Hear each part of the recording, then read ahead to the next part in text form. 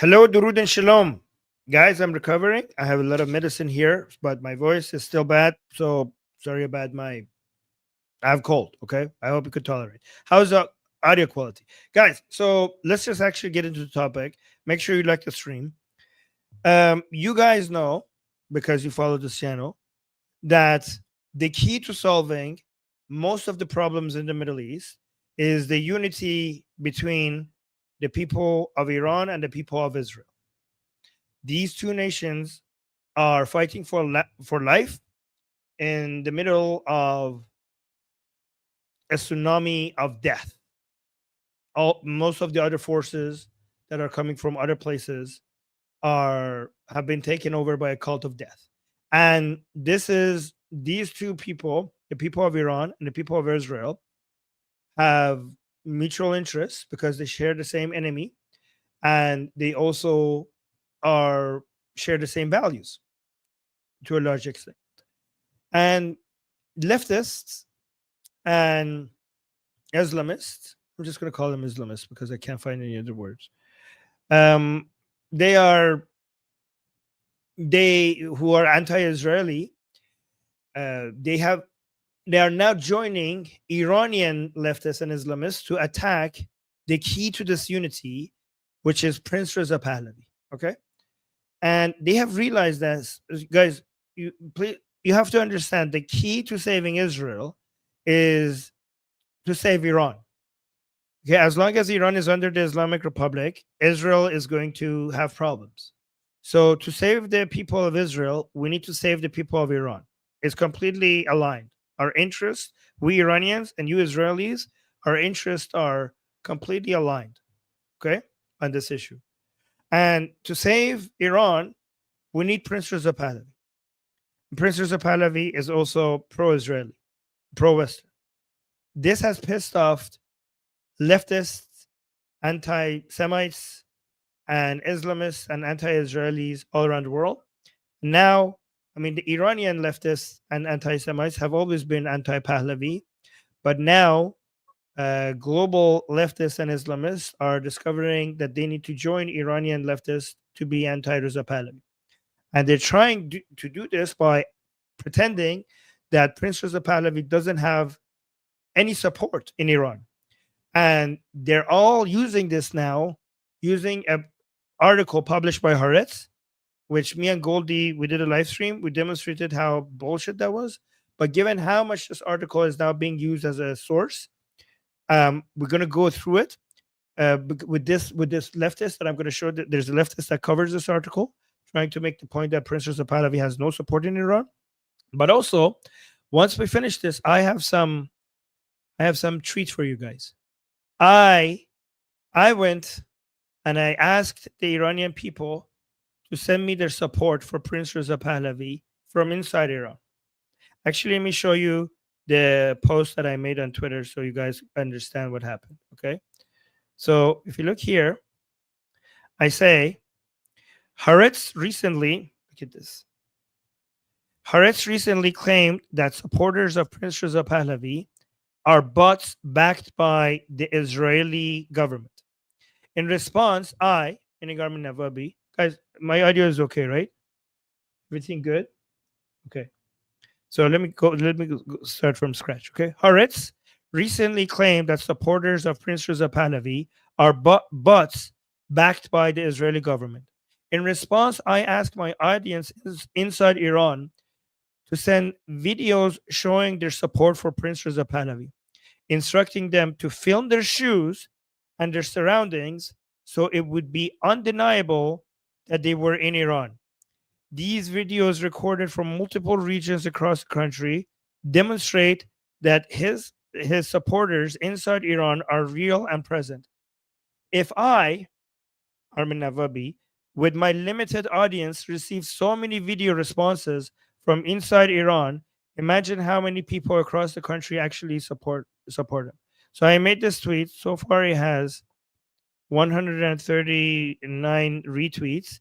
And guys, I got around 200 videos. Around 61 of them was in the format that I wanted, right? And I could go over these with you guys. once we respond to this bullshit by these leftists regarding the support for Reza Pahlavi being fake in Iran. I mean, I also have scientifically backed data polls to show it, but given that they're not paying attention to that, I went and asked the Iranian people. Like, I cannot believe. I'm so pleasantly surprised how many Iranians from inside Iran responded to me. And I'm going to post a link to this tweet to you guys in the chat. I need you guys to retweet that because I need people to see this. Okay. And I will show this with you guys, and it's all in Persian, and I could translate some of it with you guys because there's a lot of by the way, a lot of Iranians from inside Iran, when they're supporting Prince Reza Pahlavi, they mention their support for Israel right next to it. So this is a half an hour of back-to-back videos that I received from inside Iran. So I don't know if I could translate all of them, but among these messages that I received from inside Iran, many of them also included support for Israel. So, guys, I put the link in the chat. Please retweet this tweet because it's important to respond to this bullshit. And by that bullshit, I mean specifically this bullshit. So let's actually get into it. Let me see. We got already some support from you guys. John is saying, FYI, Baden Penada is notorious creep and Stalinist. Yes, he's retarded, but we need to use him to show how much the Haaretz article is spreading. Mortal Wombat just gifted 5 memberships in the people in the for the people in the chat. Thank you so much, guys. By the way, we have a goal of 10 super chats. If we get, thank you so much, Mortal Wombat. If we get 10 super chats, I will just stay around and hang out with you guys some more. So let's see if we could get even 1 super chat. That would be nice today. But thank you guys for your support. So let's actually get into Baden Penada and see what he has to say. You might have noticed all across social media in the last 5 years or so, maybe slightly less, there has been this massive influx of pro-Iranian monarchists, people advocating to reinstall the Iranian monarchy led by the son of the former Shah of Iran, who was ousted in the 1979 revolution there to establish the current Iranian government, the current Iranian regime, whatever you want to call it, the Islamic Republic of Iran. He was a deeply unpopular mass torturer and oppressor who was installed. He wasn't. That was all leftist lies. He was not torturing people. He loved his people. He was actually fighting against torture. He was looking everywhere for physical torture. He made it a campaign for him to try to find all instances of torture. Some of it happened, and he couldn't stop, but he was obsessed with ending torture, physical torture, under his rule. He loved the Iranian people so much that when he forgave the person that tried to assassinate him, he gave him his freedom, the person that tried to assassinate him. Okay, and under his rule, Iran's economy grew, Iran's education grew, industry grew, technology grew, culture grew, everything, every metric. The only metric that didn't improve was divide between rich and poor, and that's because when a country is getting really rich really fast, the poor are getting richer, but the rich are getting rich faster, so that increases the divide, right? So every single metric was getting better, GDP, everything, but maybe the Gini metric was getting a bit worse, which is a function of the economy growing, and also because of the oil money coming into the country, inflation was also an issue at sometimes. But everything else, except these two, everything else was improving significantly fast. And he also destroyed Iran's lord and serf serfdom system. So he basically took Iran out of serfdom. So he basically removed that, which is something that a lot of people need to give him credit for, right? Anyway, so yeah, he was really a blessing to Iran. He was probably the second best king Iran could ever have after maybe his only first one being Reza Shah, which basically saved Iran from complete collapse. By the US and the British mass torturer and oppressor who was installed by the US. It was a bullshit. Like we have so many evidence and data that shows that the mass torture was leftist lies at this time. The leftists were, because they wanted a revolution. They had a revolutionary fetish. They kept on lying about torture from Mohammad Reza Shah. Some of the instances of torture that they made up was that they said the Shah had bears in prison to torture people. They made so many stuff up. They said that one of the tortures that they made up was that the prisoners would be tied to a ceiling fan, and as the ceiling fan would spin, there would be agents raping you as you would reach them. And I kid you not, this is the actual thing on record when they were saying about Mohammad Reza Shah's torture methods. They were just coming up with stories to try to get people to become revolutionary. None of it, all of it. In fact, on this channel, I showed you instances where international observers went to Iran and they secretly went into prison and investigated people who were supposedly being tortured and beaten up to close to death, and they saw that she was healthy and had no problem. And when she saw reporters seeing her, she tried to hide her face and run away because she didn't want them to see that she's healthy. And they did polls of prisons like international observers, because the Shah said, like, all these accusations against me, come and check my prisons. And the international observers came, and they had a study to see what are the complaints of the prisoners. I kid you not, some of the complaints were they weren't happy with the brand of the soap brand, right? Like one of the leftist terrorists, they went into the prison cell. The guy had like a huge area for painting. The guy was a terrorist. The Shah gave him a whole area because the guy liked painting. They gave him a painting room. In fact, and he only had a few months in prison, even though he was a terrorist. Like he used explosive to kill people. In fact, if anything, if you want to criticize the Shah, maybe you should criticize him for being too lenient. That was, yeah, okay. US and the British in a coup in 1955, and then he was overthrown in 1979. And now his son travels around the world, catering to like the Iranian diaspora, the Iranian monarchist diaspora, like the kinds of people who call themselves Persians and not Iranians because they hate themselves so much, acting like he's.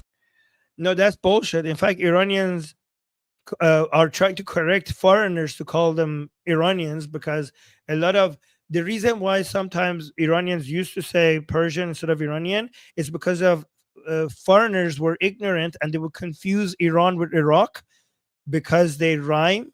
And a lot of Iranians didn't like that, so that's why they use Persian. But Iran is not an Islamic name. Iran is an ancient name. Iran means the land of Aryans. So we're proud to call ourselves, in fact, the monarchists insist on calling ourselves Iranians, because it was Reza Shah that made it so that foreigners don't call Iran Persia, which is the Western name for Iran. And he insisted on calling Iran Iran, which is the ancient native name of the land. So no, in fact, the monarchists insist on calling Iran Iran, not Persia. And it's the foreigners who couldn't tell the difference between Iran and Iraq that made some Iranians want to be called Persians so that they don't get confused with an Arab country. Hold on, John. Oh, we got our first super chat. Thank you, John. John just gave us a super chat saying totalitarians lie a lot. Monarchy and democracy aren't mutually exclusive. Exactly right. You're right. They can be complementary. A number of democratic EU states have monarchs. Yeah, exactly. Completely. And also Japan.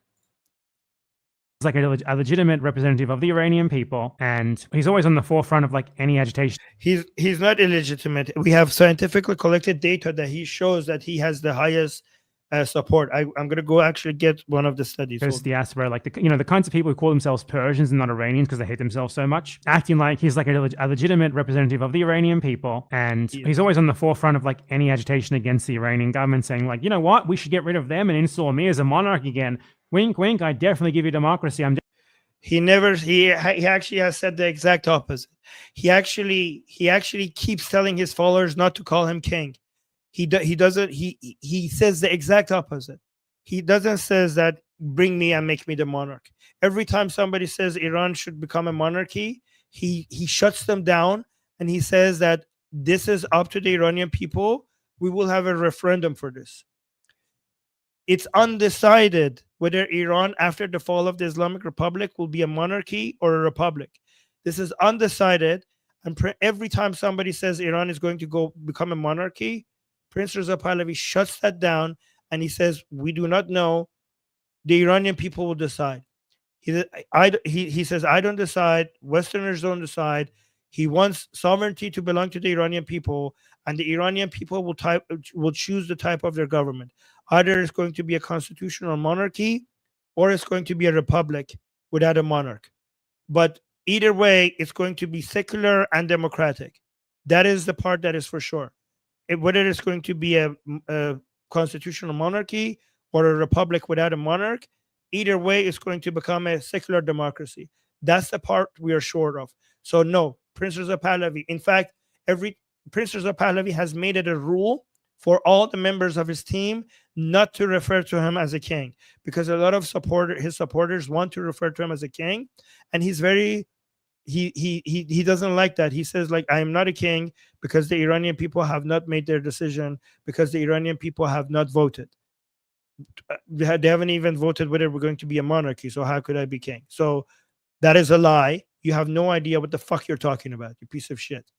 Definitely not just a puppet of like US and Israeli intelligence. Well, there was an article in liberal Zionist genocide rag Haaretz that it's not liberal. Haaretz, it's not liberal.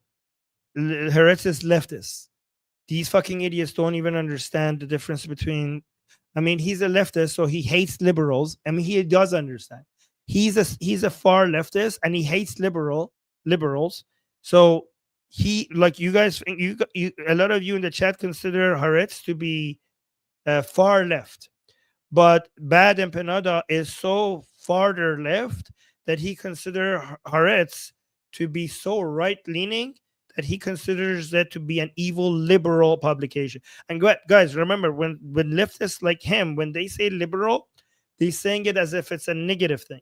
So he's so left that he says that Haaretz is an evil Zionist liberal publication to his right. That's how far left this guy is.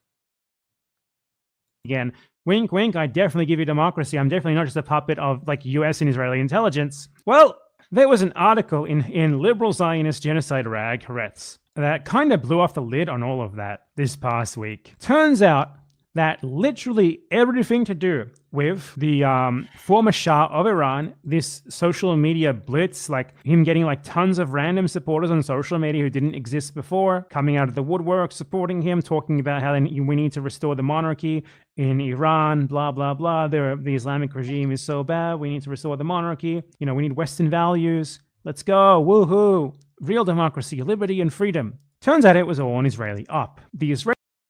Okay, let's see the evidence for that. So this is the article. But Bar, thank you so much for the super chat. Saying Haaretz is so far left, it is Palestinian right. Yeah, that's a good one. But again, imagine that, because Bad and Penada is so much more far left than Haaretz. So imagine the imagine the stupidity that we're looking at right now, which is Bad and Penada. By the way, so guys, is this even allowed on YouTube? Because Bad and Penada, so the Haaretz article is behind paywall. So I don't know if he's like allowed to do that. I don't know. Let's see actually. Oh, thank you guys. We got 3 super chats already. We might actually make it to our 10 super chats today. So we got 3 out of 10. Ron is saying, love you, Armin. Israeli here, married to Iranian in USA. Wow, that's amazing. Do you meet a lot of Iranians who hate Israel, like Christian Amanpour in diaspora. No, the opposite. The opposite. Most, in fact, Ron, you would get no diaspora is more supportive of Israel than the Iranian diaspora. And I say that with confidence. No diaspora is more supportive of Israel than the Iranian. I mean, here's the thing.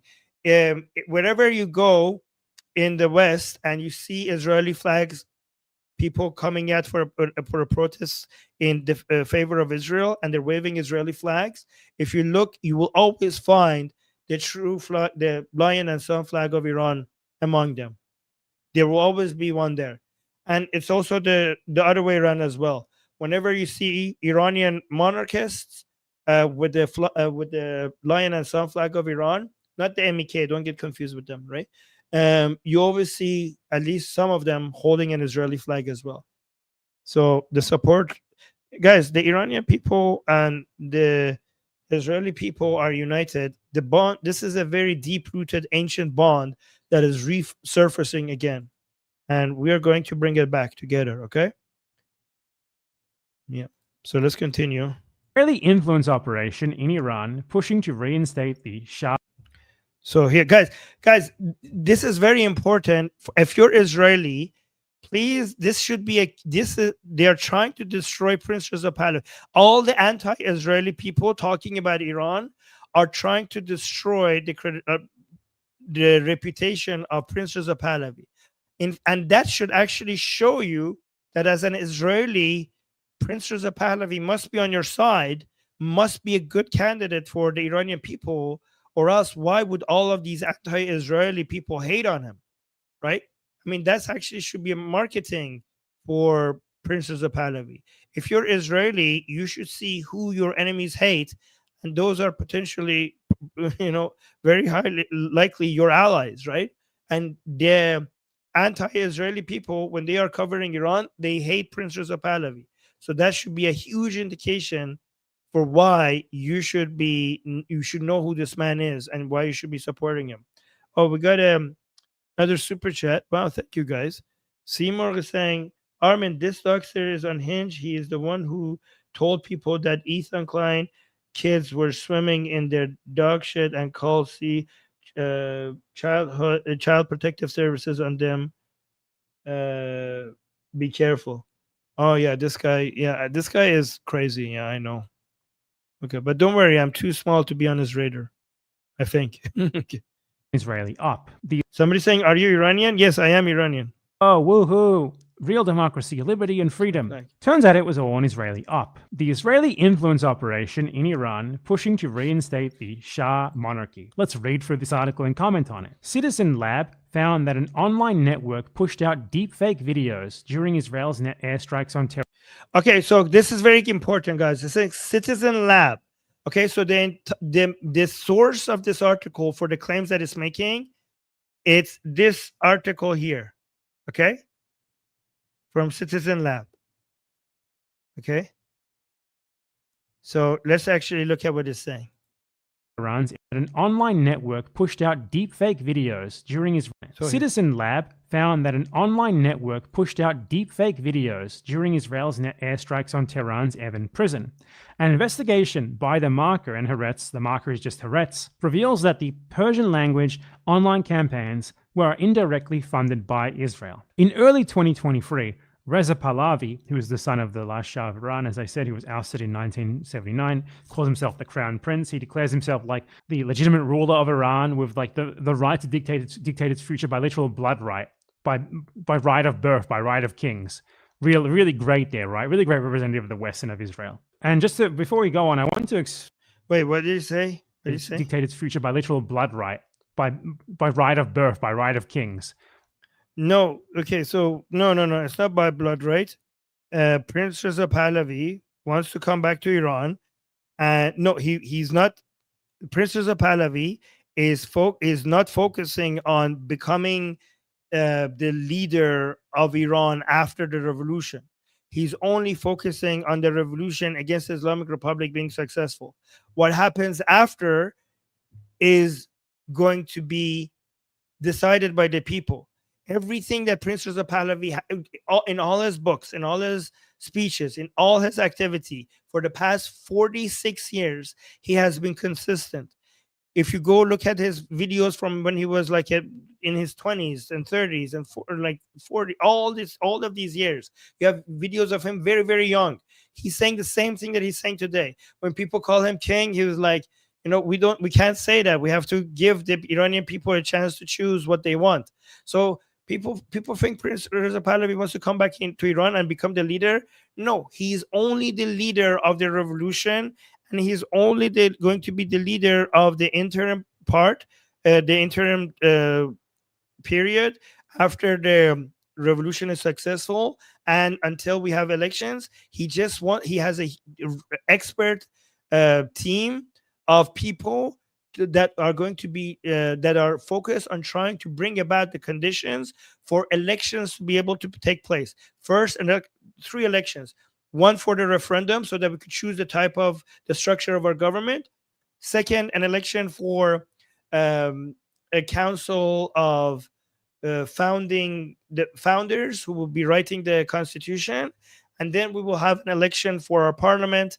And depending on whether we are not a monarchy or a republic, we will have elections for a president or prime minister or whatever, depending on the structure. He just wants to give power to the Iranian people, and then after that, it's up to the Iranian people. So all of this talk about, this is based on this bullshit, because the first king of the Pahlavis, this was not by blood right. Reza Shah was not chosen by blood right. So this is all bullshit. He doesn't know Iran. He doesn't know what he's talking about. He's full of shit. Pahlavis were indirectly funded by Israel. In early 2023, Reza Pahlavi, who is the son of the last Shah of Iran, as I said, he was ousted in 1979, calls himself the crown prince. He declares himself like the legitimate ruler of Iran with like the right. He never called himself, not a single time did he call himself the legitimate ruler of Iran. In fact, he shuts down every single time somebody says that. He shuts it down. He cannot tolerate anybody who considers him the ruler of Iran. In fact, there so many of old school monarchists have been kicked out of his group because they consider him already to be right now the legitimate ruler of Iran, and he kicked them out of his team for thinking that. To dictate its future by literal blood right, by right of birth, by right of kings. Really great there, right? Really great representative of the West and of Israel. And before we go on, I want to explain like the reason why Israel is so concerned with Iran is because previously, before 1979, Iran was like one of the few countries in the Middle East that was like aligned with the West and thus aligned with Israel. So yeah, that's actually true. Finally, he said something. It's amazing how confidently he talks about things that he has no fucking clue about. But he finally said something that is true. Yeah, Iran was one of the few countries in the Middle East that was aligned with the West and Israel. So yeah, that's a good thing. The only difference is that he thinks that's a bad thing. We think that's a good thing. The US used to rely on like this 2-point strategy in the Middle East, where they had Iran and Israel. And between Iran and Israel, these were like two big, well, Israel isn't very big, but like two militarily powerful. Oh, wait, we got 2 super chats. Comrade Shifty was saying Israel psyop, just like Mossad sharks. Come on. Oh, yeah. And then we have, thank you, Comrade. And then we have John saying, in US, there's leftist to isolationist hate against Pahlavi. Leftists often come out as pacifist, JCPOA defense. They assume any pro-West person is bad. Yes, because they hate their own country, and if anybody is pro-West, they must be evil. True. Countries who are like fairly far apart, they're not very far apart, and between them, they were able to exert a ton of proxy influence in the Middle East. This strategy was kind of ruined in 1979. Thus, the US has been since then. Proxy influence? What are you talking about? Very far apart. And between them, they were able to exert a ton of proxy influence in the Middle East. This strategy was kind of What, I don't know what he's talking about. Iran wasn't using proxies back then. The Islamic Republic is now. Ruined in 1979. Thus, the US has been since then strengthening its ties with Israel and also sort of replacing its previous ties with Iran with the Sunni monarchies in the Gulf, primarily Saudi Arabia, but also the others. So the reason why, Yeah, any country, even if they don't have a good human rights record, if they are be meeting some standards, which means that as long as they are not um, messing with the order of trade and growth and prosperity, and they are respecting the border integrities of other countries, you need to, it makes sense to cooperate with them. I mean, the better they get, the more you could cooperate with them. But as bad as some of these dictatorships are, they're not violating other countries' border integrity. They're not meddling in other countries' businesses like the Islamic Republic is. And so it makes sense to work with them. Yeah. Iran is considered so important to Israel is because partly because of that. Oh, wait. Because the Islamic Republic is threatening Israel's annihilation. I hope that's your answer. I think that's not going to be your answer, but I think right now the reason why Iran is so important to Israel is because Israel has been threatening so the Islamic Republic has been threatening Israel's annihilation for the past 46 years. I mean, since day one of the Islamic Republic in power. So I think that is a legitimate reason to care. Iran is considered so important to Israel is because partly because of that, and also obviously because the current government in Iran is one of the few governments in the region that has legitimate independent geopolitical power, independent of the Western powers, independent of Israel, and that causes problems for the West. There's no independence. The Islamic Republic is completely reliant on Russia and China. You have no fucking idea what you're talking about, do you? The Islamic Republic is completely dependent on China and Russia. You are so clueless. And guys, this guy is a source of information for so many leftists online. And he has I mean, guys, this is Iran geopolitics 101. If you don't know this, then shut the fuck up. And Israel. So running an operation like this is very convenient for them. It's something that they need, something that, if the government in Iran was overthrown and also, what's the point? And being independent is not a good, by independent, these people mean isolationist, because the modern world is interdependent, and that's a good thing. And more countries relying on each other helps all of them grow. So I don't know why that's even a virtue. Israel, and that causes problems for the West and Israel. So running an operation like this is very convenient for them. It's something that they need, something that, if the government in Iran was overthrown and replaced with literal pro. Why does he keep highlighting the text and unhighlighting it? Like, what is he doing? Like, stop that. If the government in Iran was overthrown and replaced with literal pro-West monarch, pro-Israel monarch, that would be very good for them. Okay, we're not replacing them with the monarch. We're replacing them with the will of the people. And that could be a monarch, could be something else. You keep acting like this is a decided upon decision. And the West, obviously. So that's why they support this. It's basically taking. Yeah. It would be good for Israel and the West if the Iranian government was pro-West. Yeah. What's the issue? Things back to the status quo of before, except even worse, because if that happened, basically every single government in the Middle East would be a Western puppet and Israeli aligned. So. Oh, Western puppet. So if two countries are aligned with each other and are not fighting each other, you become a Western puppet. So if you become a normal government that says like, hey, we don't want to fight the United States, we might even want to trade with them and get some tourists, exchange tourists and cooperate. Oh, Western puppet. So the criteria for you not to be a Western puppet is to do some terrorism on them As long as you're not doing terrorism on them, you're a Western puppet. If you're trading with them, if you're allied with them, if you're working with them, if you're not bothering them, if you're not killing their citizens, that's you call that oh, you're a Western puppet because you haven't killed an American for the past 5 minutes. Make sure you get your, I don't know, make sure you shoot at something American so that we don't label you as a Western puppet. Every single government in the Middle East would be a Western puppet and Israeli aligned. So yeah, except Yemen, obviously, all except Yemen. So the visit by the Israeli crown. Yeah, these are so great. Oh my God, everybody is a Western puppet except the Islamic Republic in Iran and Yemen. I mean, look at these two countries.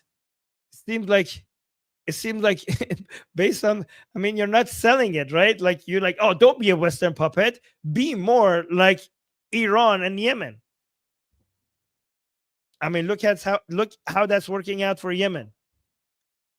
I mean, North Korea is also not allied with the West. I mean, compare the countries who are allied with West and countries who are not allied with West. Look at the condition of the people in all of them. Look at Yemen, the people in Iran, and the people in North Korea. Compare that to other countries who are allies, on average, allies of the West. Seems like it's a good idea not to mess with the West. Prince was covered back then. Reporters echoed the official line. The visit was proof that there is no animosity between the Israeli and Iranian peoples, but only between the Israeli government and the regime in Tehran. So, like, a visit by an unelected monarch who hasn't been back to the country that he claims he represents the people of. Well, he can't go back to his country, you fucking idiot, because he would be executed.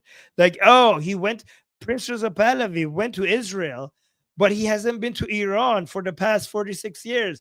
Guys, I wonder why. Here's an interesting thing. When the Iran-Iraq war happened, Prince Reza Pahlavi actually volunteered to come back to Iran because he was a fighter jet pilot. And he offered to come back in Iran and defend the borders of Iran. And they didn't accept that offer because that would look bad for them. But I wonder why, guys. I wonder why the prince hasn't been into Iran. Like, it's so fucking retarded that he's using that against them. Like, oh, you went to Israel, but you haven't been in Iran for the past 46 years. Unfucking believable. Monarch who hasn't been back to the country that he claims he represents the people of in 50 years. That's proof that there's no animosity between the peoples of these countries. This one man represents the people of these countries. I mean, this one man does represent the people of this country because every single scientific poll shows that he has the highest level of popularity compared to everyone else. So he doesn't represent, obviously, all the people of Iran, but we get different numbers. We get anything between 40% to 80% based on scientific data that has been collected. But even if you go by so this is a poll that shows that his support in Iran is 80%, among Iranians is 80%, right?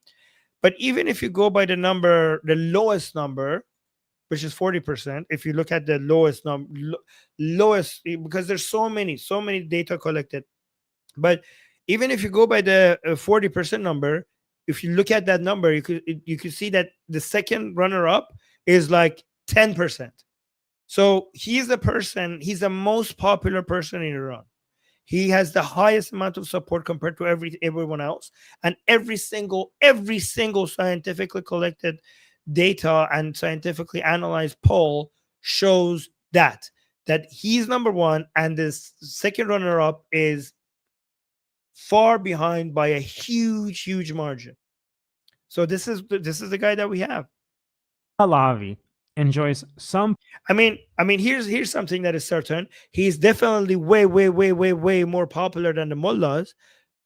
I mean, the mullahs are hated, and he is loved. So here's one thing that you could say for sure. He represents the Iranian people more than the Islamic Republic does.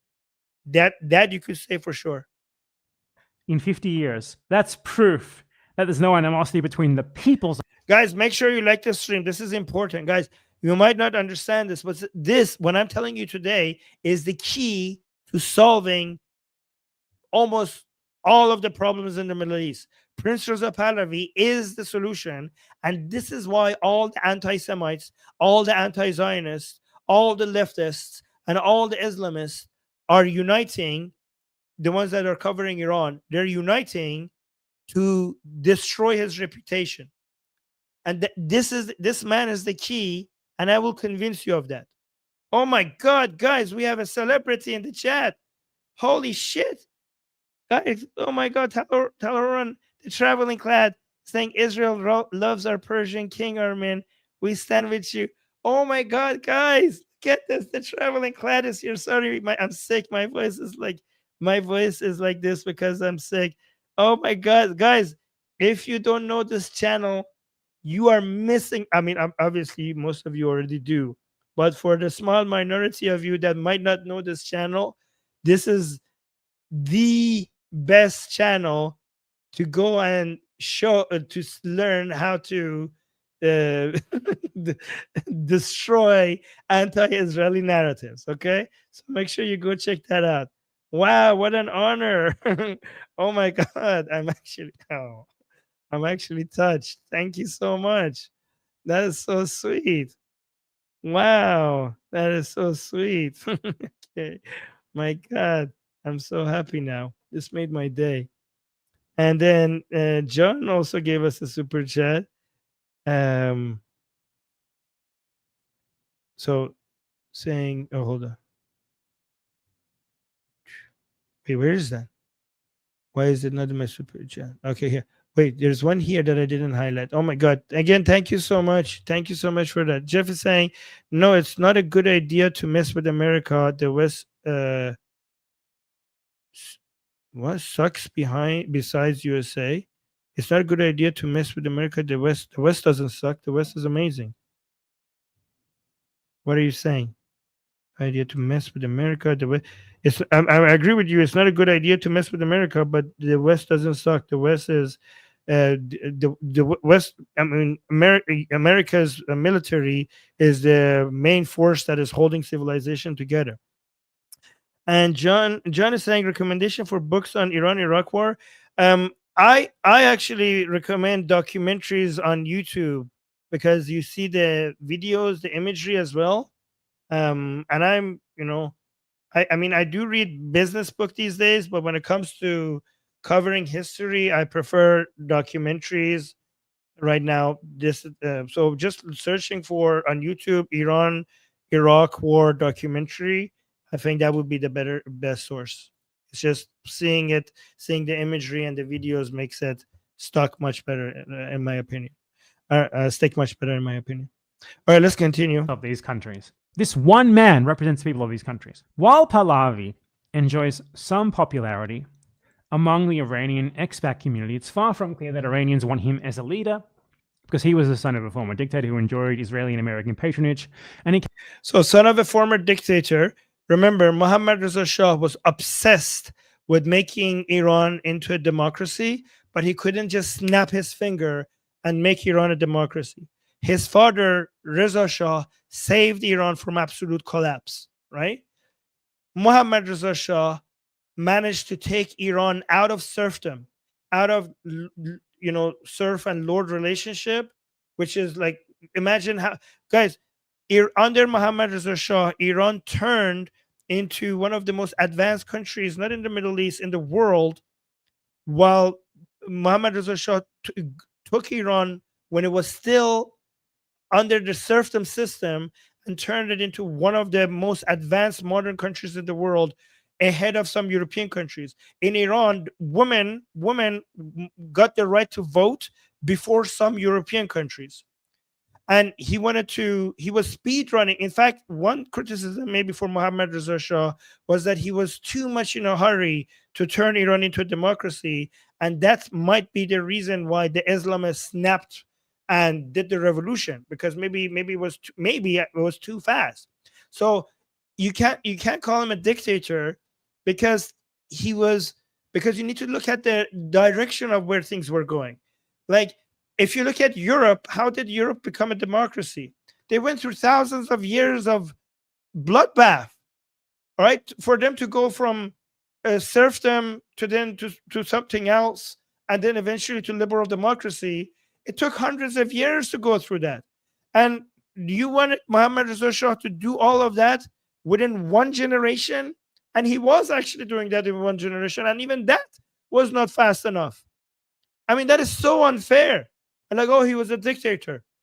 The person that he was fighting his own intelligence officers, the Savak. He was fighting them because the Savak, he wanted to he got so Savak was Iran's CIA or Iran's Mossad back in the day, right? And he asked them to do a report to see if they had completely free elections, what would happen, because he was so obsessed into getting Iran to completely free elections with all parties available.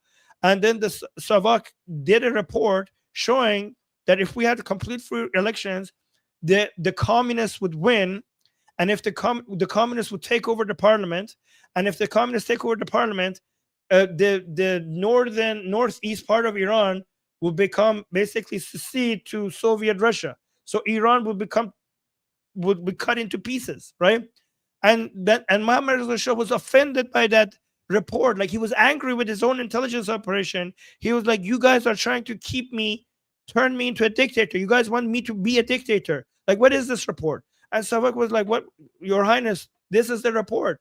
Like, this is it. This is what it is." So, and then he was always on the phone fighting his intelligence officers, because they would arrest somebody like a political prisoners, and he would call them. He would like, "Can release that guy," and his own intelligence agency would say like, "Your Highness, this is not your territory. We're not going to release that person." And he would like, "Release them. I'm the king. Release." Like, these are recorded. These are documented fights between him and his intelligence officers. And the Savak was saying, this man is a fucking terrorist. We cannot release him. And like, "I'm telling you, release him." Like, he was so lenient. And it's so amazing that they want to try to make him look like he was an evil dictator, because he was so much the opposite. He was even maybe too much of the opposite of what they act like he was. I mean, the guy forgave the person that shot him. The guy that shot him was supposed to get executed, and he didn't get executed, he let them free out. He wasn't even jailed. He forgave him. Oh my God. This is so unfair to Muhammad Reza Shah's legacy. It's the most unfair thing. And it's all, usually I blame, like, this is the leftists, like the Islamists were not this smart to spread this propaganda. This was always a leftist trying to destroy his reputation. Carries the political baggage of his father, whose rule was known not only for its openness to Western culture, but also for corruption, political repression, and the torture and murder of opponents. Unlike his father, Reza carries messages of peace, democracy, and human rights. The standard Western fare with their puppets. Oh yeah. Like standard. Yeah, you cannot want democracy, human rights, and peace, because if you're, they say, if you stand for these things, they're like, "Oh, you're a Western puppet." So what are we supposed to do? Be against democracy, human rights, and peace? And no, his father, it's not unlike his father. His father made Iran more peaceful. His father made Iran more democratic, and his father also improved human rights in Iran. He was obsessed with removing any instances of torture in Iran. And I know that it still sometimes happened. Savak sometimes still did that, but it was against the king's wishes.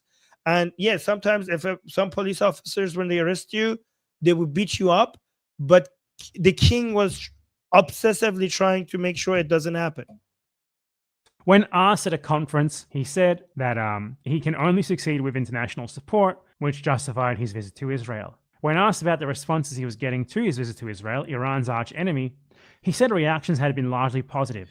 Because look at this. When asked about the response he was getting to his visit to Israel, Iran's arch enemy. Israel is not Iran's arch enemy. Israel is not Iran's arch enemy. Israel is the Islamic Republic's enemy. Actually, it's the other way around. The Islamic Republic is Israel's enemy. Israel didn't wanted to do anything with the Islamic Republic. It was the Islamic Republic that declared war on Israel since day one. And Israel and Iran have no animosity against each other. Iran and Israel are not arch enemies. They are two united nations. He referred reporters to his social media accounts.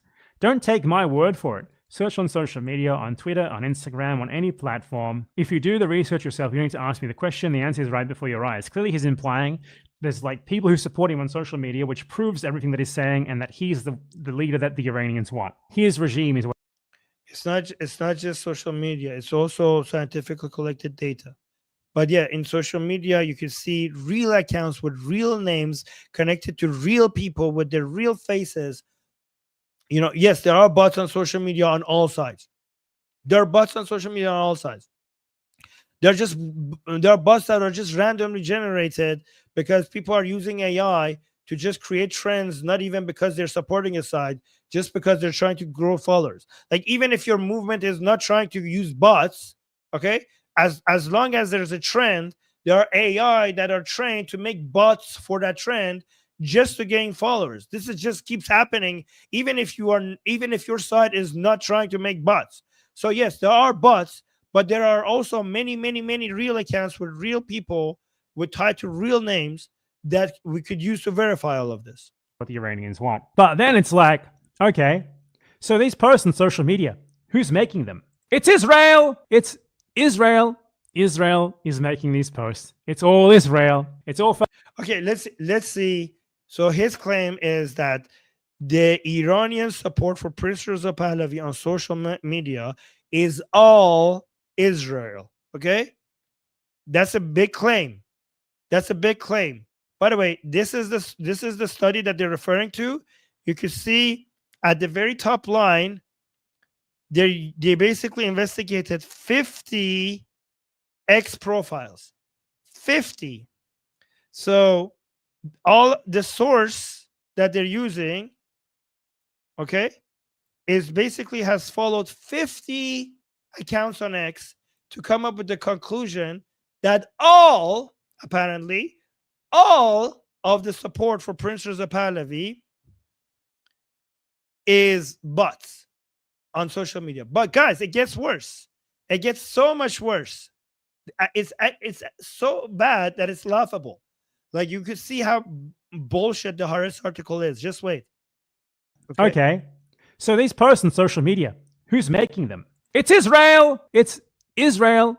Israel is making these posts. It's all Israel. It's all fucking Israel. Pahlavi's answer is particularly noteworthy now in light of the findings by Haaretz and the Marker, Haaretz's business newspaper. It turns out a large-scale digital influence campaign in Persian was underway, operated out of Israel, and funded by a private entity that receives Israeli government support. So this is literally the Israeli government paying for a campaign to paint this guy as like a legitimately popular Iranian leader. This campaign promotes Pahlavi's public image and amplifies calls for restoring the monarchy. The campaign relies on avatars, fake online personas, posing as Iranian citizens on social media. They were first discovered by social media researchers in Israel and abroad. According to the sources who spoke with the Marker and Haaretz, since the outbreak of the war in Gaza and after Pahlavi's visit, an online operation began operating as part of an even broader Israeli campaign to influence social media discourse. Okay, so remember, guys, it provides no source for any of these claims except this study here, okay, for saying that there are these accounts that Israel, for some reason, is managing, is paid by Israel, and these bots are supporting Prince Reza Pahlavi, okay? This is the source. So if you could go all the way down, and then it basically shows some of these accounts. Okay, it shows their posts. It shows why they think they're bots. Okay, it analyzes their behavior.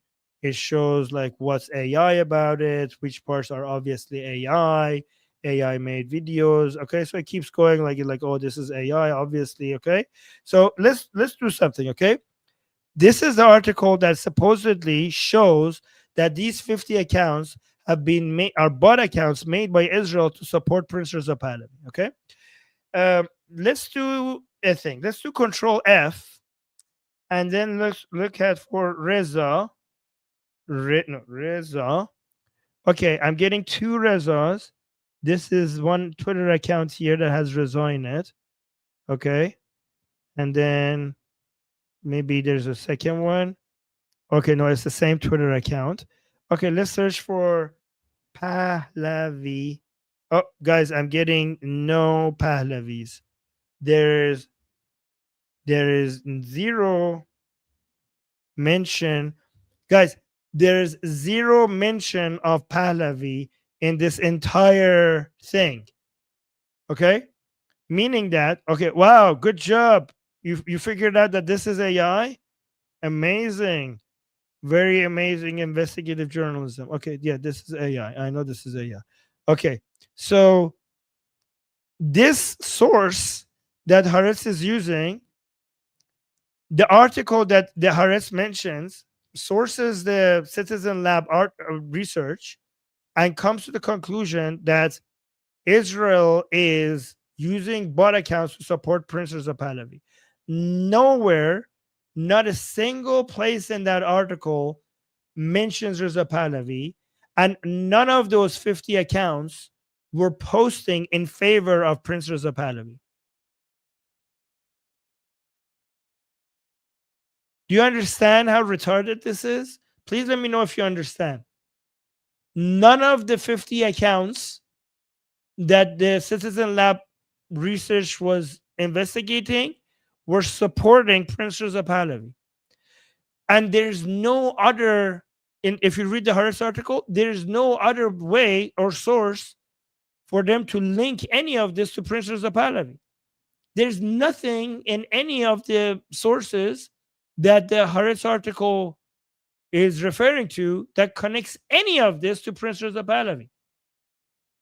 It's absolutely it's absolute insanity. So they just found like, oh, here's Citizen Lab saying we have found 50 fake accounts that are posting Persian content that the Citizen Lab research says might be connected to Israel, which is actually they also have a retarded reason for that, which if you want, I'd tell you why they're saying that. And it doesn't mention anything about Prince Reza Pahlavi. And then Haaretz just took that and ran with it and were like, oh, this shows that Israel is using bot accounts to promote Prince Reza Pahlavi. Guys, if this doesn't show you that they were trying to find, like the mission was to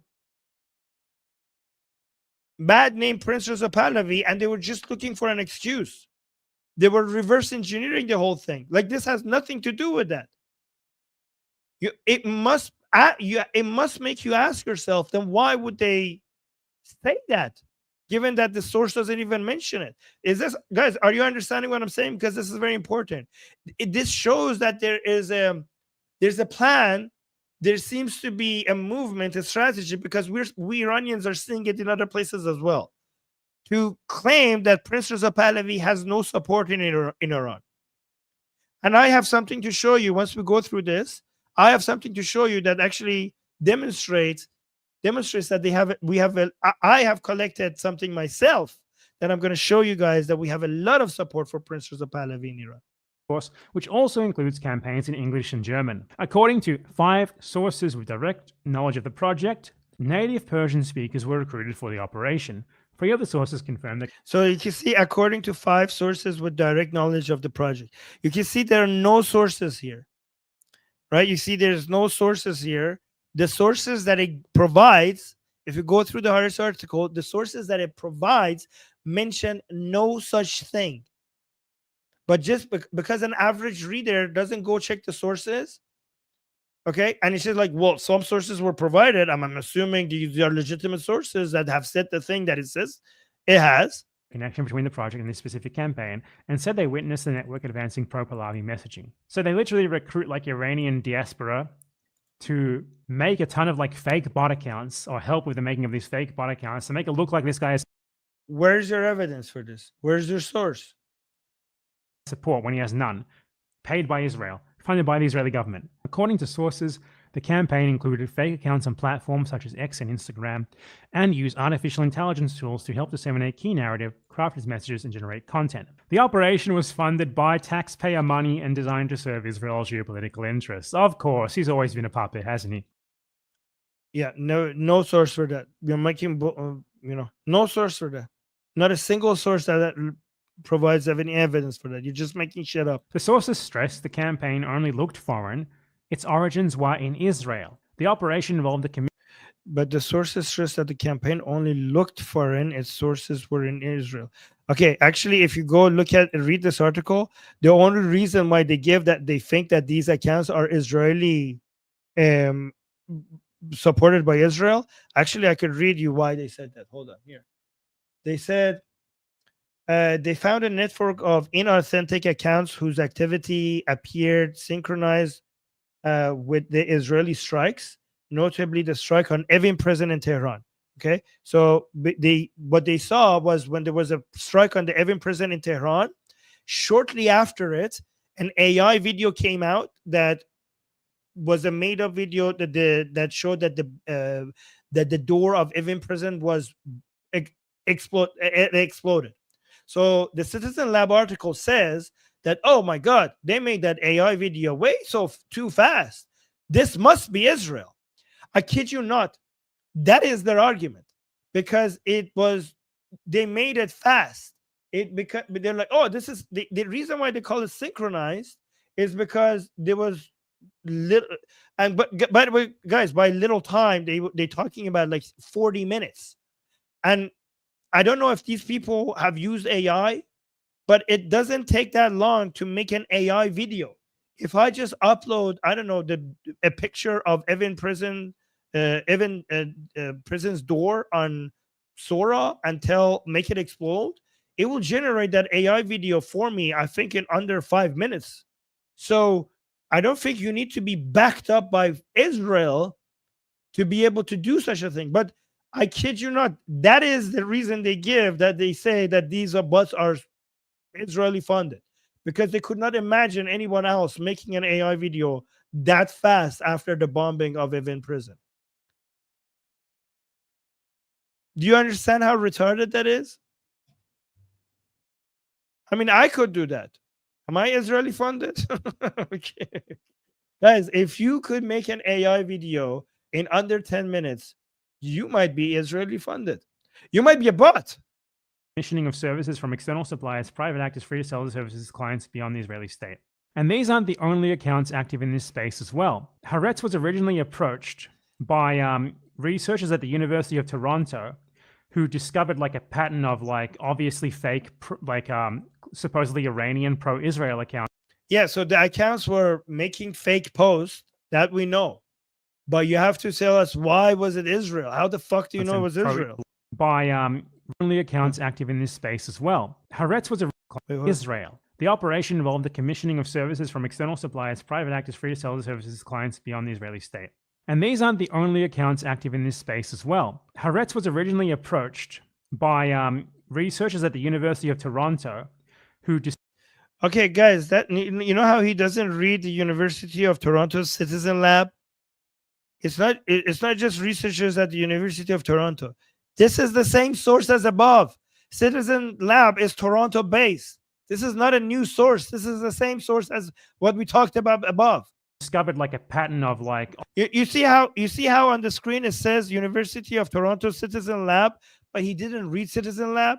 He's trying to pass this out on as another source. obviously fake, supposedly Iranian pro-Israel accounts and Iranian monarchy restoration accounts. And then Haaretz investigated this, and they found that there's like networks of this all around the fucking world in Israel, all like making fake pro-Iranian monarchy content. This is insane how far-reaching this is. The campaign included dozens of fake accounts pushing out AI-generated content, which is very likely operated by the Israeli government or by a contractor acting on its behalf. Their report's conclusion that based on what the Guys, you see AI-generated content on everything.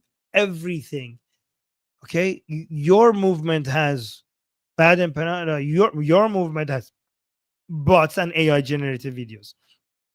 Everything that becomes a trend on social media, some people would want to. Guys, do you understand that even if you're not part of a movement, once something becomes a trend, you would people with a whole bunch of bots want to try to create accounts that is gaining followers by just replicating the things that are in that movement. So as even if your movement grows, some bots will try to come and replicate the most popular content in your movement to just gain followers. That is a business thing. That is not necessarily always a government involved thing. Institute found to be signs of synchronization between the online campaign's content and Israeli military actions during the 12-day war with Iran. This includes signs the operators had prior knowledge of Israel's attack on Iran's infamous Evin prison. Yeah, they bombed a literal prison. You don't need to know that ahead of time that the Evin prison was being bombed for you to be able to make that video. It literally takes 5 minutes. Oh my God. Prior knowledge of Israel's attack on Iran's infamous Evin prison. Yeah, they bombed a literal prison where like anti-Iranian government dissidents are kept, by the way, and massacred them. So that was Yeah, oh, actually, you don't know which. Actually, the information regarding which part of the prison they hit and for what reason, is still unknown. So you don't know what they hit. You don't know who was there, and you don't know the purpose, and we don't know either. So yeah, so you're acting like they just bombed the entire prison. Like, oh, the dissidents were there. Like, you don't know which part of the prison they hit. They in the prison they also keep some of their own. There are parts of the Islamic Republic that it is competing against it. So the prison doesn't just have dissidents in them. Inside the Iran prison, you also have elements of the Islamic Republic that is competing with other elements of the Islamic Republic, hence why they're in prison. Okay, so we don't know exactly why they did that and what was the intention, and so we cannot judge that. Oh, right. Oh my God, we got 3 super chats. Thank you guys. Jeff is saying, no, it's not good. No, I already read that one. Wait. Yes, let me see. Yes, but every country outside of the US imports jihadists. Every country outside of the US imports jihadists. I don't know if that's true. I don't think that's true. I don't think Japan imports jihadists. So Shani is saying you're wasting your breath on Haaretz. What a shame. What do you mean I'm wasting my? I'm not wasting my breath. This Haaretz article is being used by so many people. No. What are you talking about? This Haaretz article is being used by so many people to try to bad name Prince Reza Pahlavi. And given how Prince Reza Pahlavi is the key to solving all of this mess for both the Israeli people and the Iranian people, we both us Iranian people and you Israeli people actually need to also join me in showing how fucking bullshit this article is, because this is the article that everyone is referring to try to destroy his reputation. This should be your priority. Clearly pre-planned, given that they had content ready. Yeah, I know, guys. I know Haaretz is far lefty. I know, but I know you Israelis don't trust it. But globally, it's being referred to right now as a source, as a legitimate source of information. What can I tell you? It's happening. Dissidents are kept, by the way, and guys, like the stream. It's important. Massacred them. So that was clearly pre-planned, given that they had content ready to say to excuse it. You know, they massacred anti-government activists in Iran while claiming to be like the representative of the anti-government forces. You know what? Let me actually show you something evil, okay? So hold on, translate this post. Which one should I show? All right, let's show Emily Schrader. So let me show you this one, okay? So look, Emily is saying, once again, Haaretz has provided bogus ammunition for the Islamic Republic of Iran's falsely claiming that there is a conspiracy that Israel is behind a campaign to restore monarchy in Iran. Not only do the documents they refer to not claim that, but Pahlavi himself advocates that what the future of Iran will be is a democratic Iran chosen by the people. Now, okay, so this actually gets really bad, guys. This gets really dark. Now, IRIB, which is Iran's basically national TV, has broadcast a forced confession by Amir Hossein Mousavi, claiming there was an elaborate scheme citing Haaretz doing anything possible to smear Reza Pahlavi. Even while Mousavi was in custody before the war, even while Mousavi, even though I think she was, even though Mousavi was in custody before the war. So, guys, Mousavi was a man who was arrested in Iran before the 12-day war even began. But now the Islamic Republic is using the Haaretz article to put this guy potentially in, like they might actually give him a death sentence, but because they just want to use the Haaretz article to they're using this man who has nothing to do with this Haaretz article to get a forced confession out of him to confirm what the Haaretz article is saying, so that they could advertise to the Iranian people on their TV that look, Prince Reza Pahlavi has fake support and is basically being funded by Israelis. By the way, this had the opposite effect in Iran, because some Iranian people who believed that Israel is actually funding Prince Reza Pahlavi because of this Haaretz article, they were actually thinking, the Iranian people, they were like, oh my God, that's amazing. Thank you, Israel. That's how Iranian people responded to the Haaretz article, the ones who believed it. They're like, Israel is funding for the advertisements of our prince. Wow, thank you so much, Israel. That was the reaction. So let me see. Emily continues saying, even while Mousavi was in custody before the war, if there was, yeah, so he couldn't even be connected to what the Haaretz article is saying, because he was arrested before the war started. And then it continues as saying, if there's one thing you can be certain of, it's that the Islamic regime in Iran will do anything to falsely portray Pahlavi as a stooge of the Zionists to proliferate fear and paranoia among the Iranians who desperately seek regime change. This is yet another ludicrous claim relying on shoddy evidence and now now a forced confession. Shame on Haaretz, shame on the Islamic regime, and shame on anyone who buys into this nonsense. So, guys, look at this. This is Iranian national TV. Okay, so they use the Haaretz article to try to frame this guy as one of the people that Israel pays to support Prince Reza Pahlavi. So she's saying, how did the Zionists use virtual bots and monarchist agents? By the way, if anybody can help me figure out how we could sue Haaretz for this, if that's possible. I don't know if it's possible or not, but this is my email, because they're putting Iranian lives. The Haaretz article is putting Iranian lives in danger. And that's my email, armin.navabi@gmail.com. So let's continue. Okay, so it's saying during the 12-day wars of aggression against the Iranian territory. So she's saying, how did the Zionists use virtual bots and monarchist agents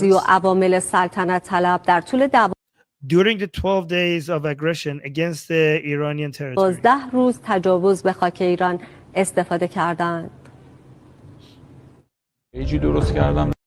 So this is the guy that they're framing. He's saying, I created. So this guy who actually got arrested because he was posting anti-Islamic Republic and anti-Islam content on his Twitter account, and the Islamic Republic figured out who was behind this account, and that's why he was got arrested. So his arrest had nothing to do with him being part of this operation by Israel to support Prince Reza Pahlavi. This is a man that had a Twitter account, and he was well known his account was well known among Iranians, and he was just posting anti-religion and anti-Islamic Republic content. And his Twitter name was Hossein Bidin, which means no, James Bidin. Hold on. Oh, James Bidin. James Bidin means religionless James. So that's the name that was his Twitter.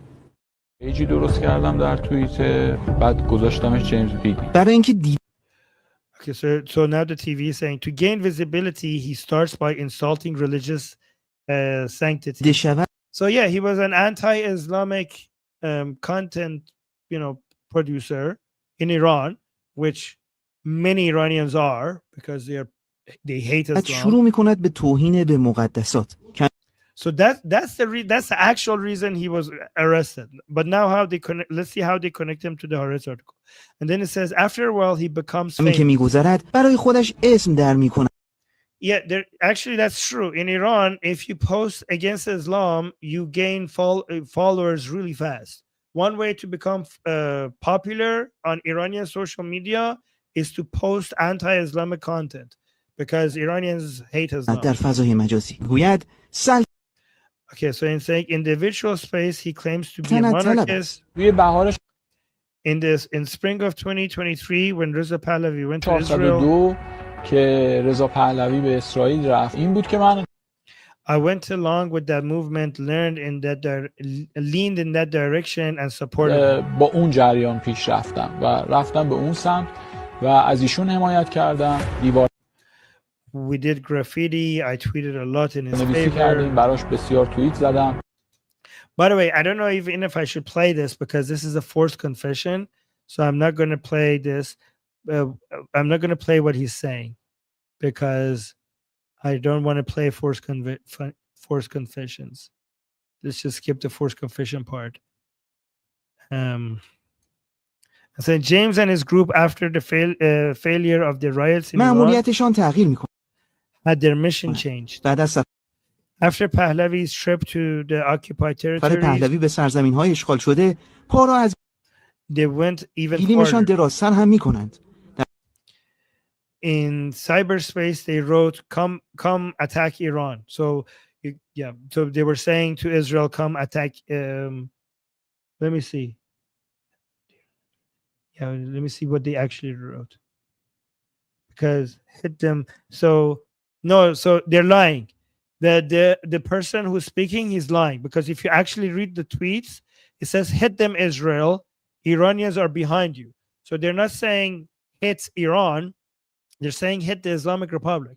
So that's true. But before the 12-day war, so many Iranians were asking Israel to come hit the Islamic Republic, and they said that the Iranian people are behind you. So they never said come hit Iran. They said come and hit the Islamic Republic. در فضای مجازی So look, for example, the graffiti on the left in Iran, it says Yahudi ستیزی جایی در آینده ایران ندارد.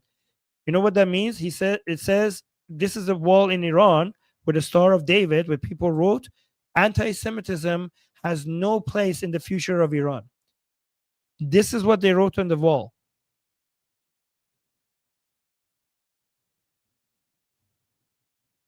All right. And they write on walls, they say hit them Israel. By them they don't mean Iran, by them they mean Islamic Republic. می نویسند And you can see that they put hashtag Cyrus. Look at the hashtags. Hashtag Cyrus Accords, hashtag Iranians stand with Israel. Yeah. And you can see this guy is not a bot, this is an actual individual. بیایید به ایران حمله کنید. جز افرادی مثل So the speaker is saying they post come attack Iran, but the three posts that they're showing you, none of these posts actually says come attack Iran. Not a single one of them says that. در فضای مجازی می نویسند بیایید به In fact, these are beautiful messages saying that there's no place for anti-Semitism in the future of Iran. ایران حمله کنید. جز افرادی مثل جیمز و Okay, he's saying besides people like James and his group, دستش صهیونیست‌ها بر the Zionists, to advance their goal. پیشبرد اهدافشان از طریق و See, now they're using the Haaretz article to make their case through or in the name of یا به نام Pahlavi. پهلوی یک لشکر So you can see, like James Bedeen, that guy, he didn't even they didn't even show posts of him in support of Pahlavi. They're just trying to frame him using this Haaretz article. Thing had launched a cyber army of bots as سایبری well. از ربات‌ها Guys, Haaretz, are you happy? Are you proud of yourself?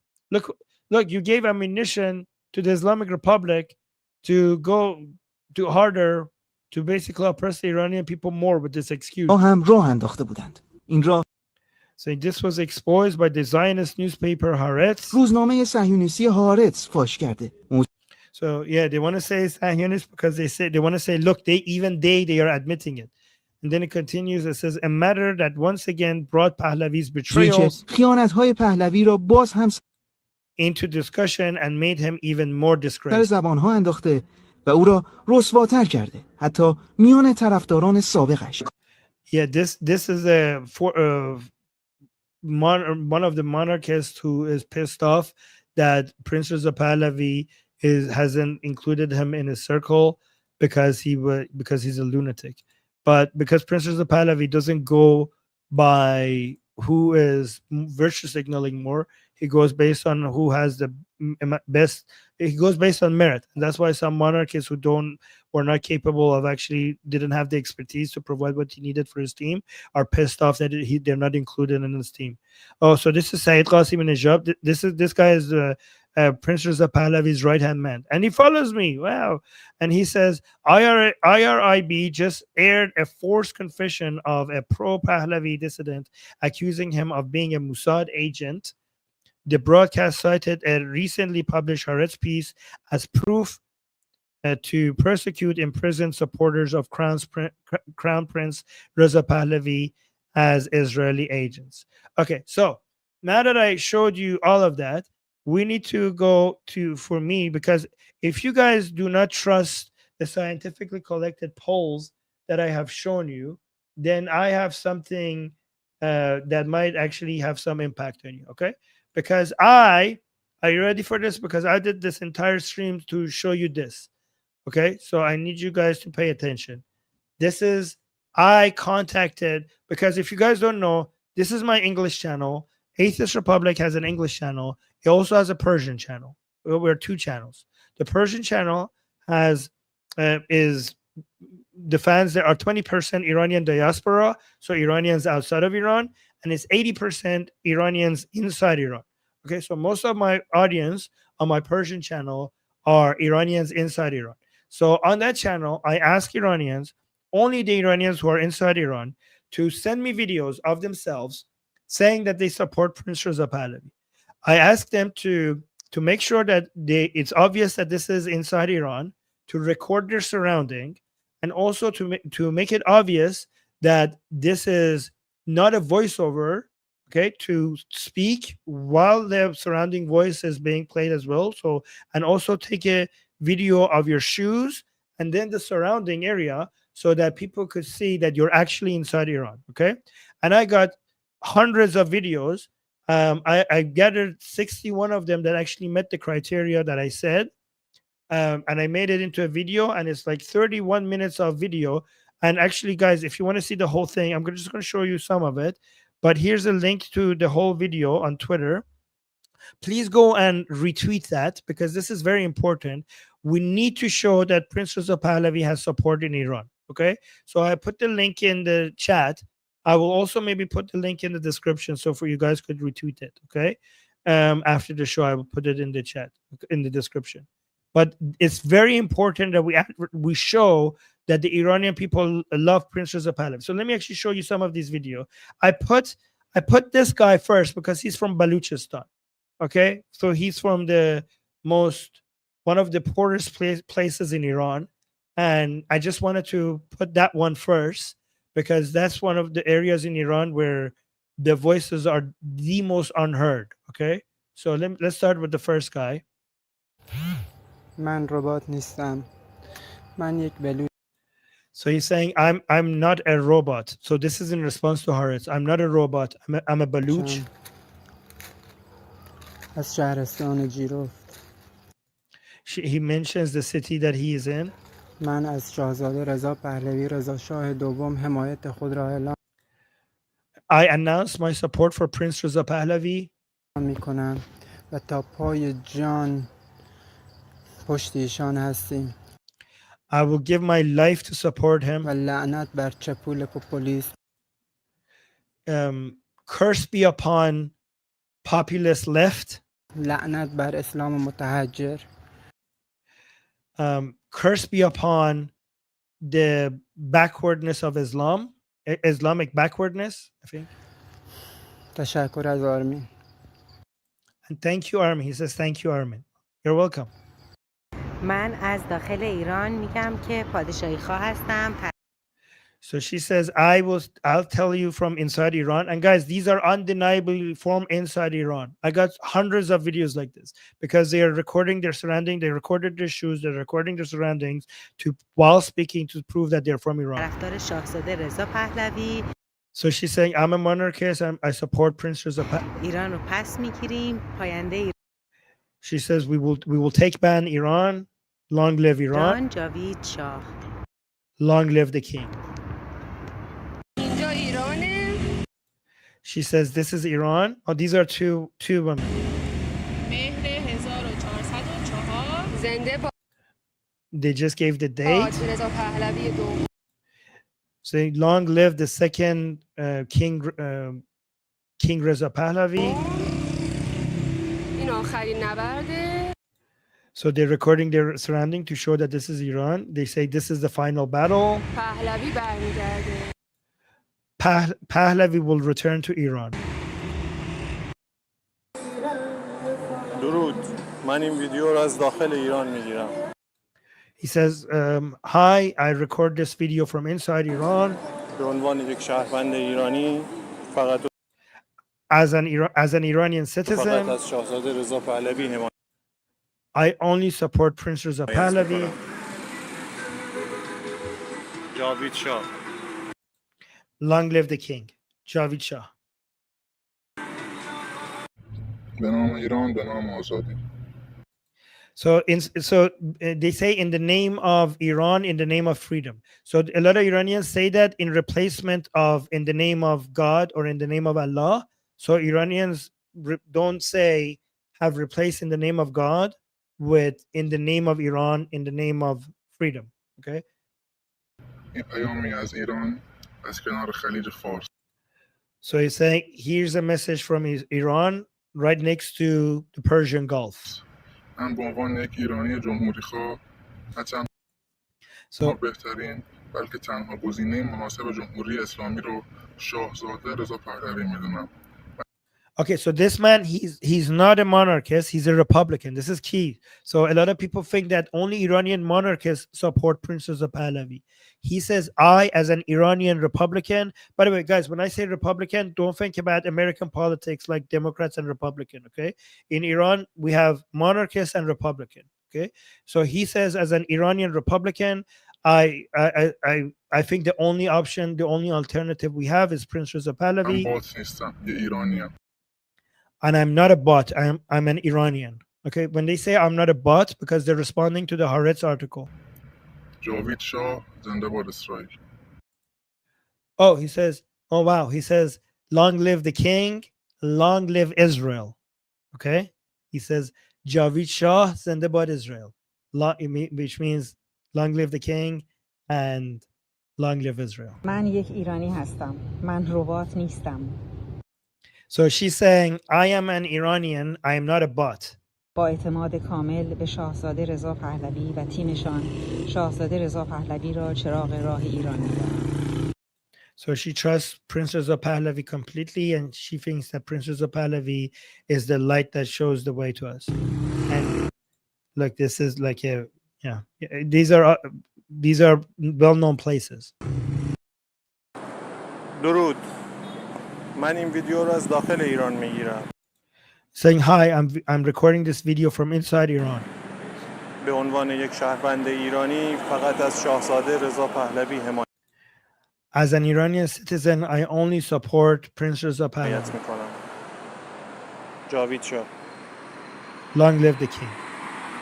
So guys, you can see after they record their shoes, they come up, record the surrounding so that they could show, you could see it's for sure inside Iran.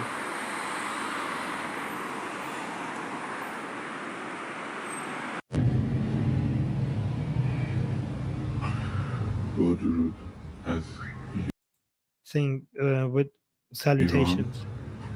من یک From inside. پادشاه پایانی شاهزاده هستم He's a monarchist who supports the prince. از رای خواهی جاوید شاه پاینده ایران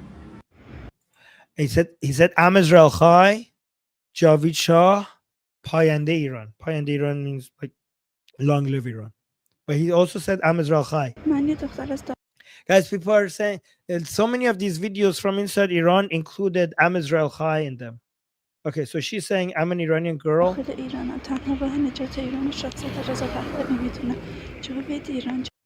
She's saying that the only way to save Iran is Prince Reza Pahlavi. So she said, long live the king. This is the final battle. Pahlavi will return to Iran.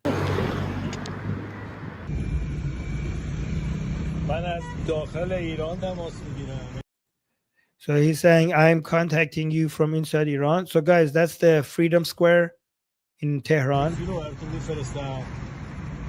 Saying I'm sending you this video.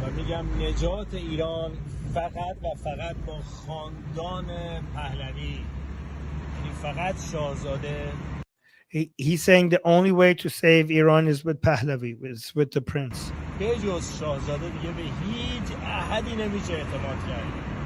He's like, we cannot trust anyone else other than Pahlavi.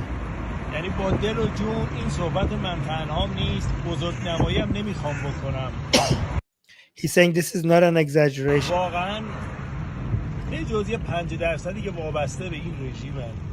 و دارن عملاً استفاده میکنن میبرن مال ملت رو اون 95% باقی مونده حداقل 70-80%شون. He's saying other than the 5% that is still benefiting from the regime, from the remaining 95%, at least 70% of them support Pahlavi. طرفدار بیچون و چرای شاهزاده رضا پهلوی هستند. درود به همگی. He's saying hello to everyone. اینجا آرامگاه خیام. Guys, do you know where this is? Do you guys know where he is? Where is this? Does anybody know in the chat? He's next to Khayyam's burial ground. Okay, so this is Khayyam's burial ground. Khayyam. Yeah. Okay. نیشابور، خراسان، ایران. نیشا.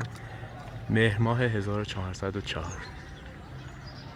من به دلیل امنیتی ترجیح میدم روز دقیقش رو نگم. He said, I'm not going to announce the day. He announced what month it is. He announced the day. He announced the month, but not the day for security reasons. اصلا بگم که من به عنوان یه ایرانی تنها راه نجات ایران و در نتیجه برقراری صلح و امنیت بیشتر توی منطقه و He's saying, I, as an Iranian, think that for security reasons, for safety, for stability reasons in the region and the world, سرنگونی جمهوری اسلامی و برقراری نظام سکولار دموکرات میدونم. I think for that we need to topple the Islamic Republic and have a secular democratic government. برای این هدف تنها گزینه و بهترین گزینه رو شاهزاده رضا پهلوی میدونم.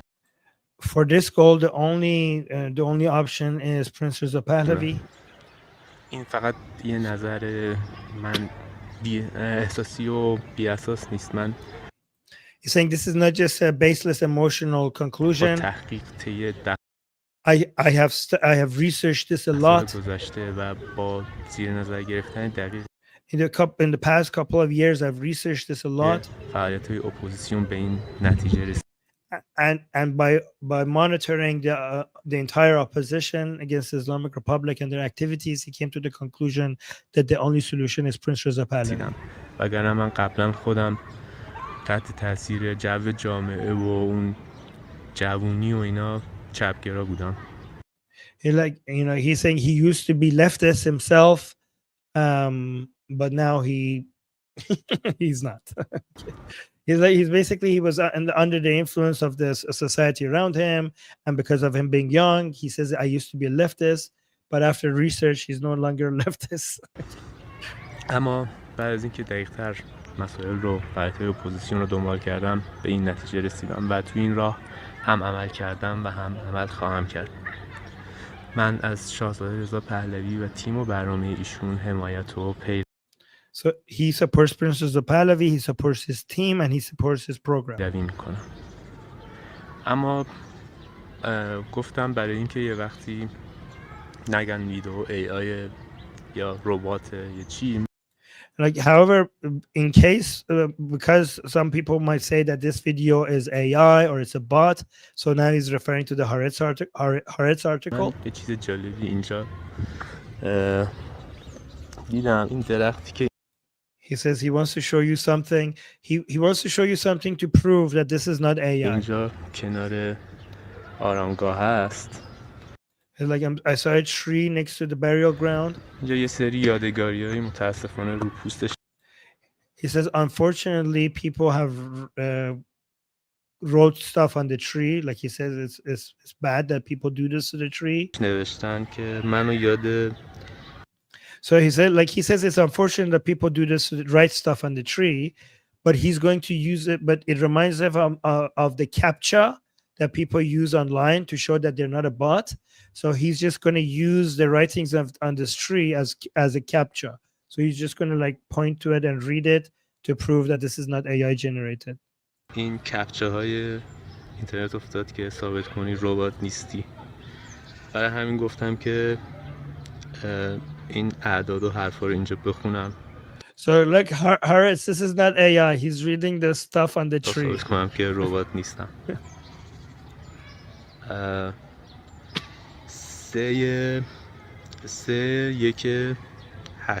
حالا نمیدونم. So he's just reading the stuff. چی بوده یا 8-1-403 بوده. این هم برای اثبات انسان بودنش. So he's like, this is my way to prove I'm human. سلام و درود. Saying salam. Yeah, so guys, salam is like, we have two ways in Iran to say hi. Salam, which is more Islamic in Arabic, but many people insist on saying durud because they don't want to use the Islamic term. So if you hear an Iranian say durud, they are more they are more interested in not using Islamic terminology than other people, right? But this guy used both. He said salam and durud. بنده به عنوان یک ایرانی ساکن ایران حمایت خودم رو از شاهزاده رضا پهلوی Like I, as an Iranian living inside Iran, announce my support for Prince Reza Pahlavi.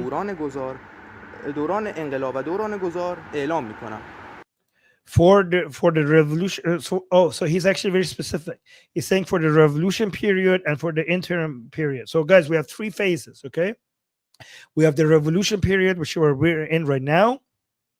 And then we have a period where it's the interim period, which we don't have a new government yet because we haven't had elections. So we need to have a temporary government that will, an interim government until we have election. So the second phase. And then the third phase is when we have a constitution and a government elected by the people, right? So Prince Reza Pahlavi has only been selected to lead the first two phases because we can't have elections for the first two phases. So he hasn't been selected as a leader for what happens after we have elections. The reason why he hasn't been selected for that, because only the elections can decide that. So he's being very specific. He is announcing his support for him as a leader for these first two phases, not the third one, because that requires election. لازم به ذکر که بنده یک جمهوری خواه هستم. It's important for me to announce that I'm a Republican. So he's saying I'm not a monarchist. اما نکته جالب اینجاست که یکی از افرادی هم هستم که در کامنت ها همیشه جاوید شاه می‌نویسم. He's like, even though I'm a Republican, meaning not a monarchist, I always write in my comments Javid Shah. Javid Shah means long live the king. دلیل من برای این کار گفتم که همونجوری گفتم جمهوری خواه هستم. اما دلیل اینجاست که این جمله Like as I said, I'm a Republican, but the reason why I say Javid Shah is طلایی ما رو از سه فاسد که ایران رو به این بدبختی کشوندن، یعنی ملا، چپولها و مجاهد جدا میکنه.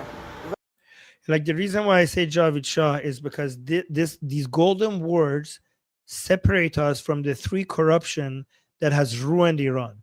Mullah, Chapul, Mujahid, which is the mullahs, the Islam, basically Islamic, Chapul, which is leftist, and Mujahid, which is the MEK.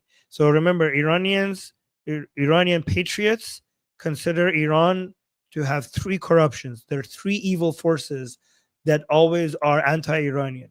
Mullah, Chapul, Mujahid, which is the mullahs, or everything Islamic, everything leftist, and everything MEK, right? And he says the golden words of Javid Shah are used to separate us, because all of these three, they are against the Shah, they're against the Pahlavi, and when you support Pahlavi, you're basically separating yourself from these three evils against Iran. و خیلی دوست دارم که همگی سعی بکنیم جدایی خودمون رو نشون بدیم و به نظر من like I like all of us to show our separation from these three, and he thinks that saying Javid Shah is the best way to separate us from these three. بهترین کلمه و بهترین نشان برای ما همین جاوید شاهه. حتی اگه جمهوری خواه هستید مثل من. Even if you're a Republican, use the word Javid Shah. به امید روز آزادی.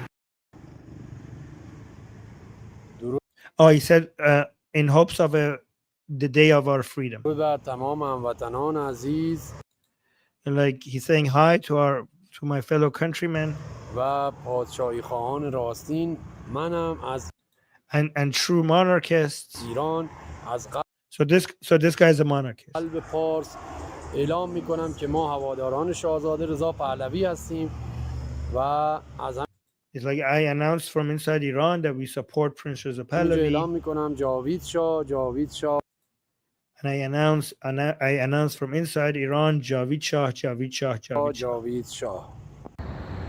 درود بر شما. من از داخل ایران این ویدیو رو میفرستم. میخواستم بگم که طرفداران شاهزاده رضا پهلوی در ایران. Okay, so he's saying that I'm recording this from inside Iran. I just wanted to let you know that the supporters of Prince Reza Pahlavi in Iran are many. Javid Shah پاینده ایران. Javid Shah, long live Iran. Oh, that's the Milad Tower. این ویدیو رو میگیرم خطاب پهلوی ستیزا. خواستم بدونید که All right, so guys, he just keeps going like that for so long, for an hour, like that. It keeps going and going, like for half an hour.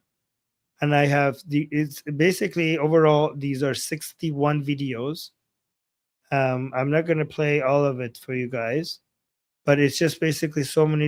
One of them has English captions, actually. One of them actually took the time to add English captions. So let's actually look at that one. و هوا بارونی هم هست. با تشکر از آرمین ربابی عزیز. Oh, thank you. This guy said, thank you, Armin. Dear Armin Navabi, thank you for it.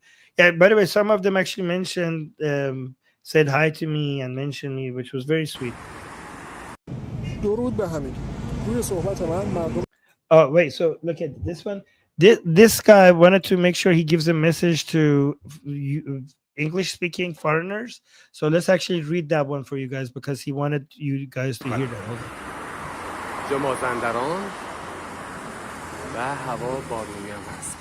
And he added English captions because his message was specifically to you guys. Okay, so let's see what this is. He's saying, hello, everyone. I'm speaking to the people all around the world. You are hearing my voice from inside Iran. I'm sorry I can't show my face because these words put one's life in danger here inside Iran.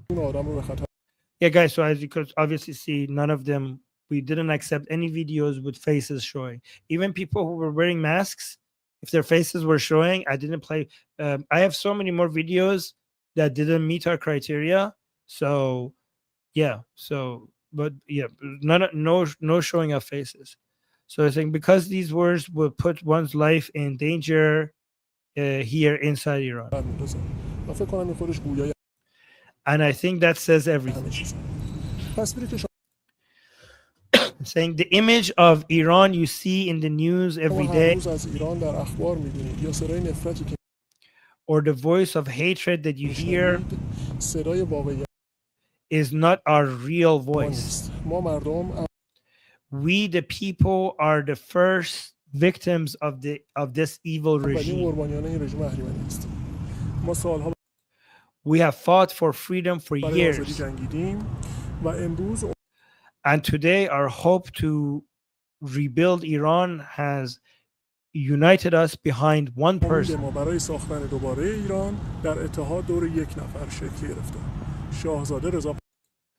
Crown Prince Reza Pahlavi. By the way, guys, that's the Azadi Square in Tehran.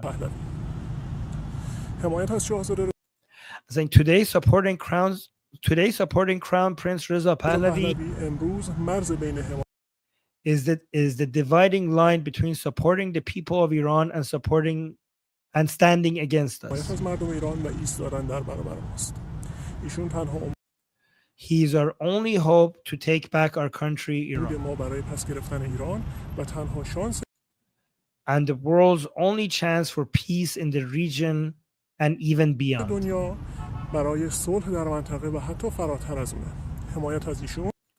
Supporting him means supporting our dream of a free and democratic future.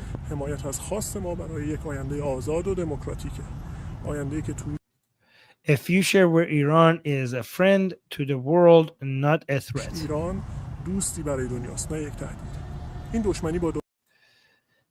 This hatred for the world and spreading hate against the people of Israel,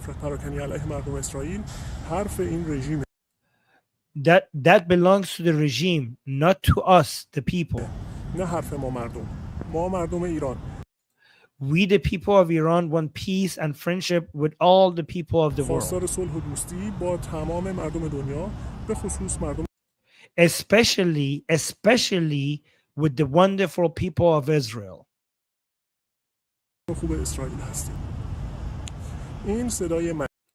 This is my voice and the voice of millions of Iranians like you, from the heart of Iran, who see Crown Prince Reza Pahlavi as the only way to save Iran as our and as our leader.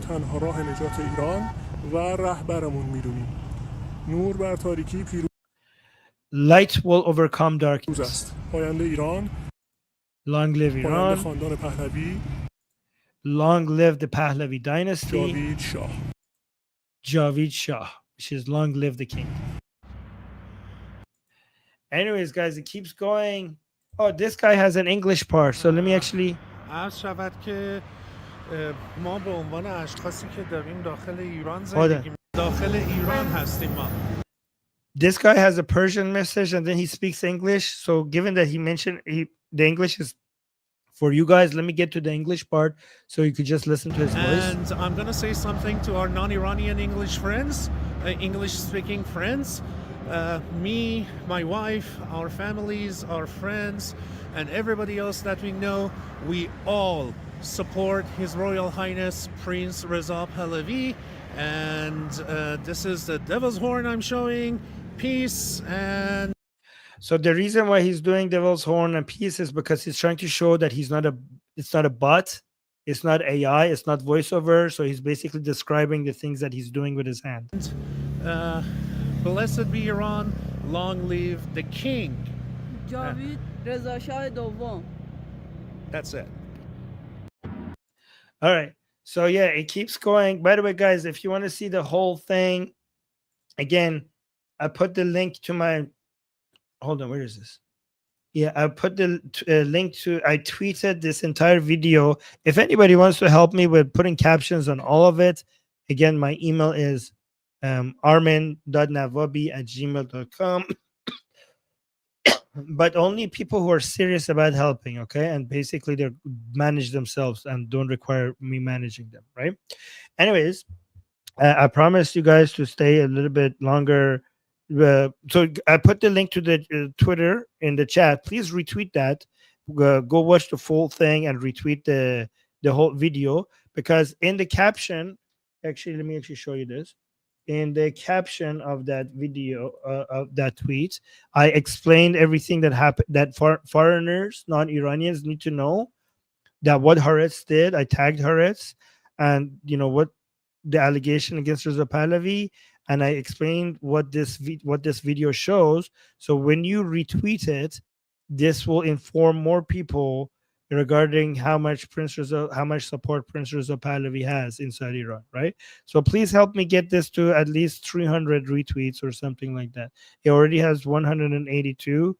It would be nice if it gets higher. This will become all of the, you see, it's 31 minutes of back-to-back videos, of at least 61 videos. Okay, Peace. And I can tell you, I got so much more than just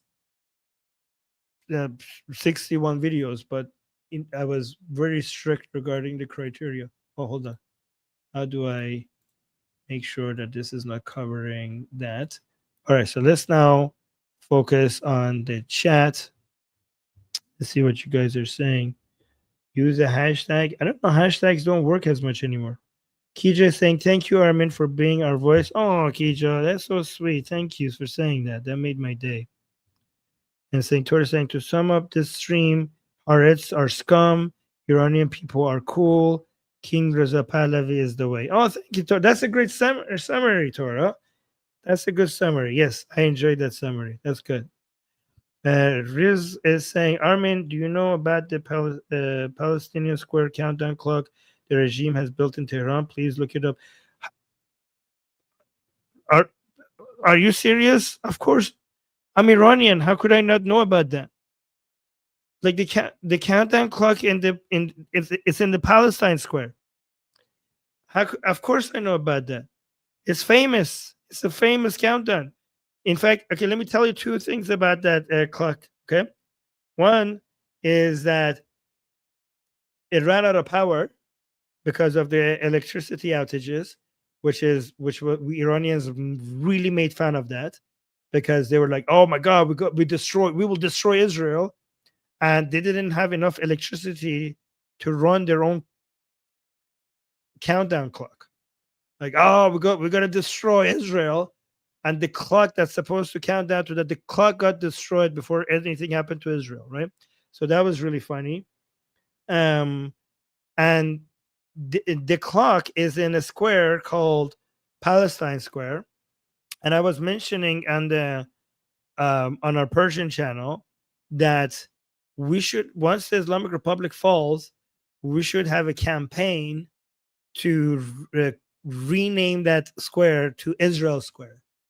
So there's a square in Tehran called Palestine Square, which it has that countdown clock. But wouldn't it be beautiful if we rename that square to Israel Square once the regime changes? Yeah. So okay. So the reason why they have a countdown clock is because a couple of years ago, Khamenei gave a speech saying that Israel only has 25 more years and it will basically get destroyed in 25 years. So they put that clock and they believed it. So they think, like, obviously it's Khamenei. He's connected to the Mahdi. Obviously, if he says it, it will be true. So they have that countdown clock to see when they're going to get to the time that Khamenei said.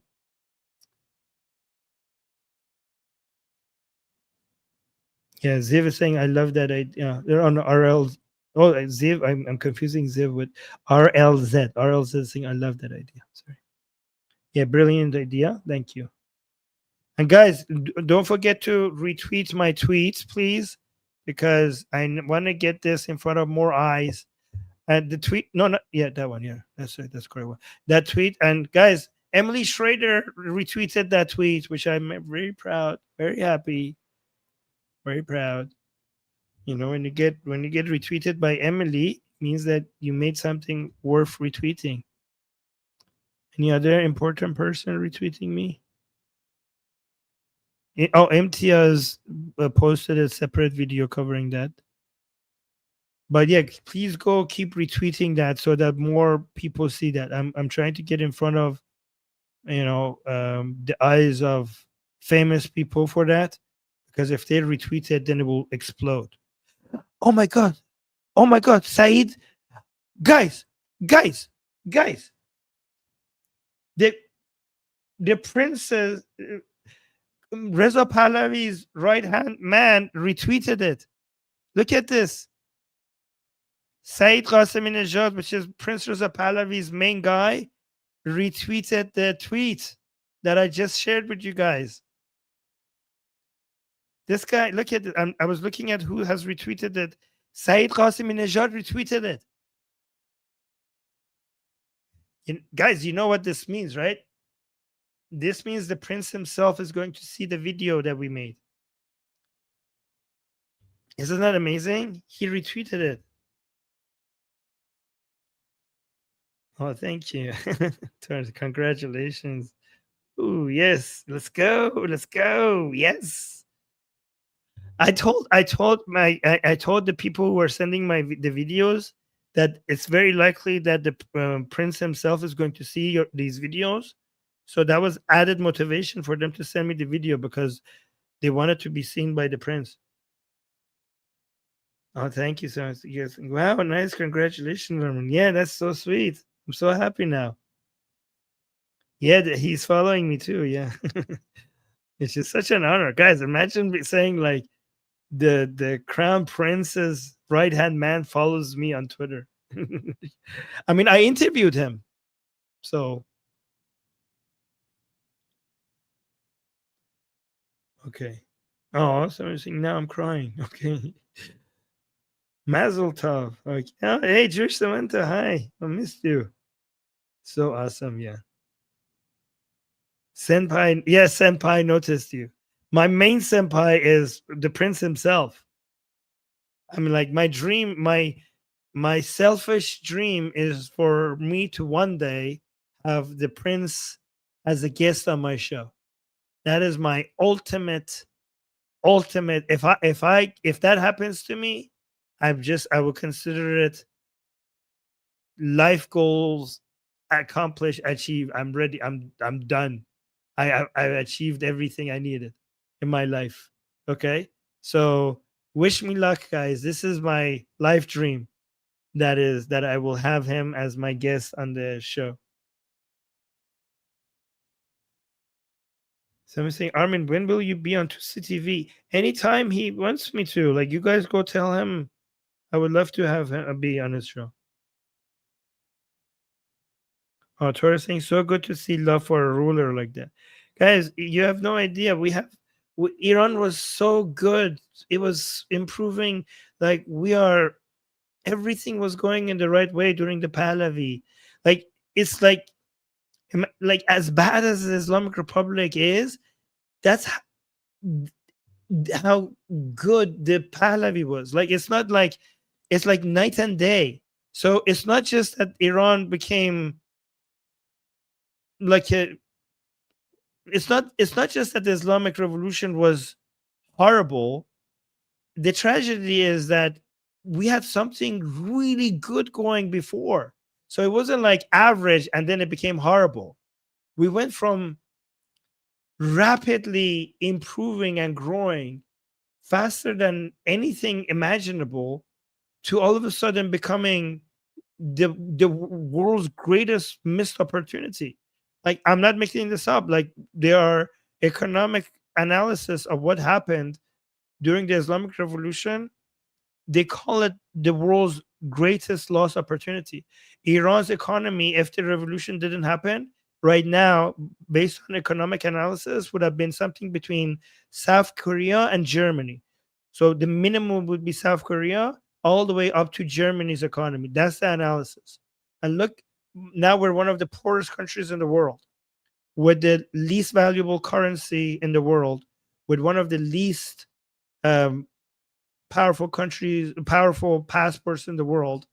It's like we were flying so close to the sun. I think maybe that's why we crashed. I don't know, but we were everything, and that's why people are so in love with Pahlavi, because even the young generation, like the Generation Z, they curse their parents. They curse their grandparents because they look at the documentaries and the history of Iran during the Pahlavi, and they tell their parents like, what was wrong with you? Like, what did you do? We had everything. We had everything. Everything was going the right way. Like, what happened? Like, why did you stand against the best government Iran had ever experienced? And you brought the worst government that Iran has ever experienced. This is the most retarded revolutions in history. It made absolutely no sense. Some revolutions made the countries worse, but at least you could see why people did the revolution, because things were horrible before it. But this would make no sense. Everything was improving. Everybody was getting richer. Everybody was getting richer. And that's why people love Pahlavi, and they want to they just want to go back to that. Oh, we got a super chat. John is saying Reza Pahlavi and his friends are really resilient. Yeah. Oh my God. Oh, John, you have actually, let me say something to that. Reza Pahlavi lost 2 of his siblings to suicide because of the revolution. So Reza Pahlavi, Prince Reza Pahlavi, he lost his father because of the revolution, and he lost a brother and a sister because of the revolution.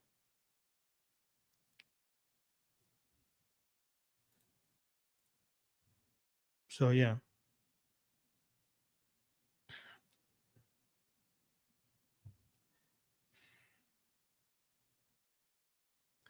So somebody's saying you can speak to Saeed Qasim Najad to link a meeting with him. I'm afraid of doing that because they might think that. So yes, I'm in touch with Saeed Qasim Najad. I had him on my show, but I'm not going to ask them to connect me with Prince Reza Pahlavi, because that will come off as me doing all of this to get to Reza Pahlavi for my own sake. You know what I mean? So if it happens, it happens. I don't want to ask for it, because if I ask for it, it will come off as me. None of this will come off as authentic. You know what I mean? Like all the activity that I'm doing in support of, Iranian patriots and this this patriotic revolution and Prince Reza Pahlavi. If I go like, hey, can you connect me with the prince so I could have him as a guest? I'm thinking like, oh, okay, so this guy is doing all of this so he could get that in return. You know what I mean? So, and I don't want to come off like that. That's why I'm not gonna. So, I just want to I'm doing this because I believe in it, not because I'm trying to get something back, right? So that's why I don't want anybody to have that impression. So I'm just going to see if it naturally happens without me doing anything about it. I don't know. I'm scared. Yeah. Oh, thank you, Ray, saying I love you, Armin. I love you too.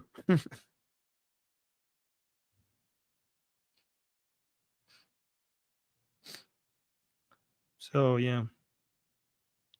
Okay. So guys, it's really fun chilling with you guys. Anything else that I need to respond to?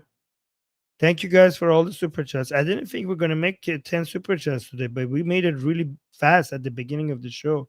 Thank you guys for that. Your support really helps. Okay, and guys, it's not just super chats. You could also support this channel by liking the stream. So please like the stream so that more people end up seeing it. And I'm going to go now. Need to go rest my voice because I'm still sick and I'm not recovering because I keep doing live shows. Neil Bunny saying, Armin, soon you will be drinking Shiraz in Shiraz. Yes, that would be the only time that I will go back to drinking alcohol. I'm a health freak, so I haven't drink alcohol for guys. I promise you, not drinking alcohol is not because I'm a secret Muslim. Okay, I eat pork. I eat pork all the time. Okay, but I avoid alcohol because I'm a health freak. But that would be one instance where I will drink alcohol. Okay, if I'm in Shiraz and Shiraz has brought back Shiraz wine, then I will be drinking that Shiraz wine for sure. Okay. Yes. I will be drinking Shirazi wine in Shiraz. All right, guys, I'm going to head out now. I'm going to try to recover my voice. So, Jewish Simon saying, eat pork on live stream or it's not true. Okay, I will do that. I will do that one day. I will bring pork. How could you tell it's pork though? I will eat pork live on air so you don't accuse me of being a secret Muslim. I mean, okay. Taqiyya. Taqiyya. All right, guys. Love you guys. I'm going to go. Don't forget to like the stream. Please share this. Please share that tweet that I sent you guys. Again, I'm going to send it to you one more time in the chat. And right now, after the show is over, I'm going to also put it in the description. Okay. And please retweet it, share it. I need more people to see this. I really appreciate you guys. Okay. Love you guys and see you again on the next stream. Bye. Mwah.